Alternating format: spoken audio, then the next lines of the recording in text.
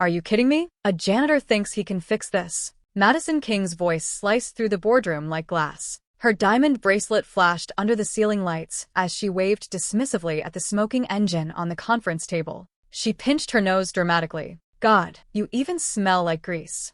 Darius Walker froze in the doorway, still holding the black trash bags he was collecting. 200 eyes locked on him, executives, engineers, investors, like he was some stain on the marble floor that shouldn't have been there.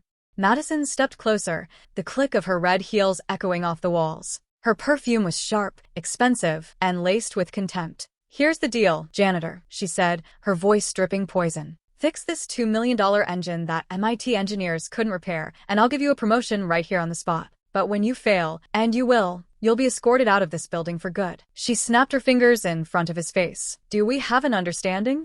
The room fell silent. This wasn't just a machine. It was the crown jewel of Horizon Motors, the tech empire Madison had built with ruthless ambition. Their autonomous vehicle engine, 3 years, 47 patents, and millions of dollars of research, sat broken and lifeless. Every test ended the same way. It would run for 14 minutes and 37 seconds, then collapse with the same mocking error code. Darius lowered his gaze, gripping the trash bags tighter. He'd learned how to be invisible in this building, how to move quietly so he didn't draw fire from executives who saw him as less than nothing. His badge said technical consultant, but everyone knew the truth. He mopped floors, changed bulbs, emptied bins. His engineering degree from Detroit Community College hung in his tiny studio apartment, gathering dust, while his nights were consumed by caring for his mother, whose cancer treatments had drained every dream he'd once had.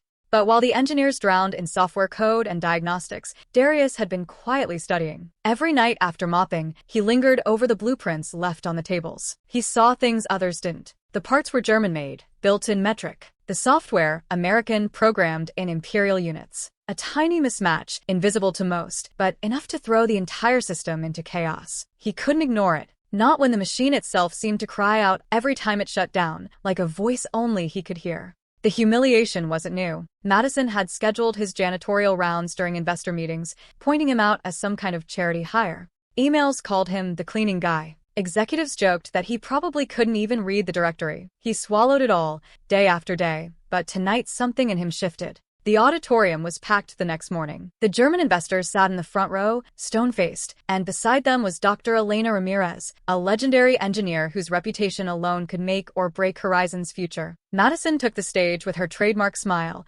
announcing layoffs, pinning the company's failure on non-essential staff. Her eyes locked on Darius, like a hunter cornering prey. That's when he did it. He raised his hand. His voice shook at first, but it carried across the hall. Ma'am, I think the problem isn't the software. It's the harmonic frequency calibration. 200 heads turned. The Germans leaned forward. Dr. Ramirez stopped writing notes. Madison froze, then slowly smiled, savoring the moment. Well, our janitor has an opinion. You know what? Let's give him the stage. She turned to the audience, her voice dripping theater. Fix it, Mr. Walker. Right here, in front of everyone. You have 2 hours. Succeed, and you get a 6-figure consultant role. Fail, and you're finished. She snapped her fingers. Security stepped into position at the doors. Cameras switched on. The company's social media team fired up a live stream. The whole world would see him fall.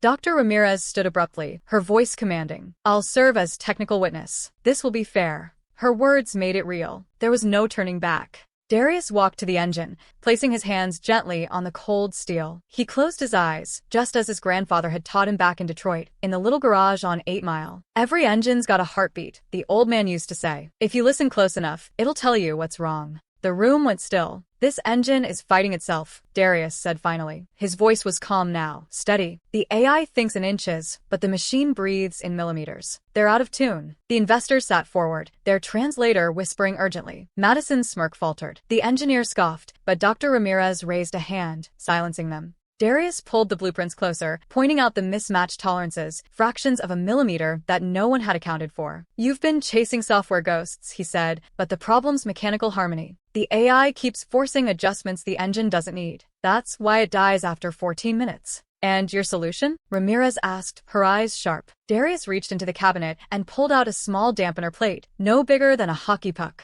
This, he said simply, a $50 part. A translator between the 2 languages. It'll let the AI and the engine find their natural rhythm. Laughter rippled through the room. Madison rolled her eyes. You're telling me a janitor just solved a multi-million-dollar crisis with pocket change? But Darius ignored her. His hands moved with quiet confidence, every motion echoing years spent rebuilding cars with his grandfather. He installed the dampener, tightened the last bolt, and looked up. Start her up. The engine roared to life. At first, just noise. But then something different. The harsh knocking vanished. The room filled with a deep, even purr, smooth as a symphony. For the first time in 6 weeks, the diagnostic screens lit green across the board. Temperatures held steady. Pressure stayed perfect. 14 minutes passed, then 20, then 30. The machine purred on, flawless. The room erupted, gasps, whispers, disbelief. The German CO muttered, "Mein Gott," under his breath, his stoic mask cracking. Dr. Ramirez checked the readings twice, then turned to Darius with something like awe. "In 40 years, I've never seen a fix this elegant. Your grandfather would be proud."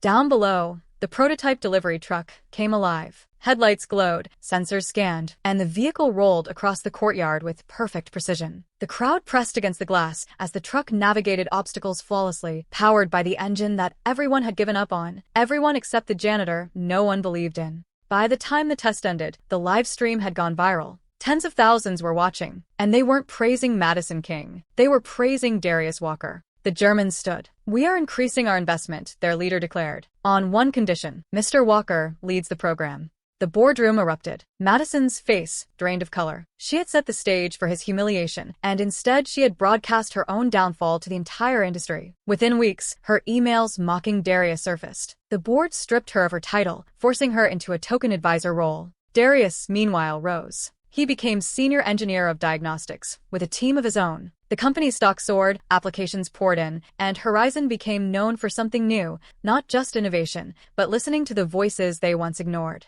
Months later, Madison approached him in the cafeteria. No diamonds, no heels, just a humbled woman asking quietly, "I owe you an apology, and maybe some guidance."